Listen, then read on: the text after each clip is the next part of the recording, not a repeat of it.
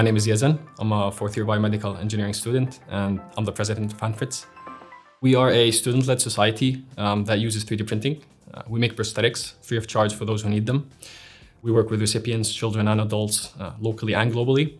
So initially, the main focus of Handprints was on hand prosthetics, hence the name. But throughout the years, our projects have expanded to other areas. So now what we do is assistive tools for patients with spinal injuries, learning aids for the visually impaired, so that's like braille tiles, and also mobility tools for pets.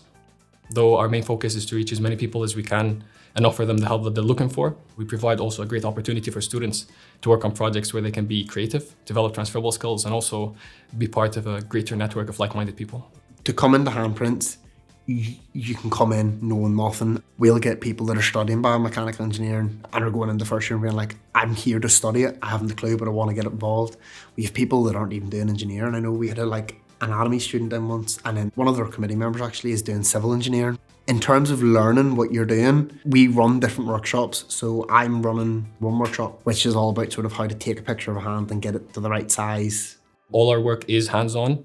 So for example, the prosthetics division, that's 3D printing from scratch and then assembling it by hand.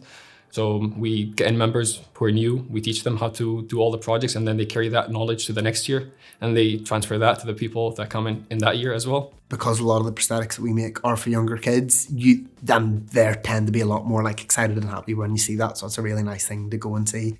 Currently, we have recipients in Spain and Scotland, I believe. The last one was sent off to the Bahamas. It was a child in the Bahamas who had a birth defect. It's nice to do work for people that is also aiding you for your career later on. In my first year is when I heard about Handprints, and when they told me exactly what it was, I knew that would be a great opportunity. And so I went for it, and I'm still part of it.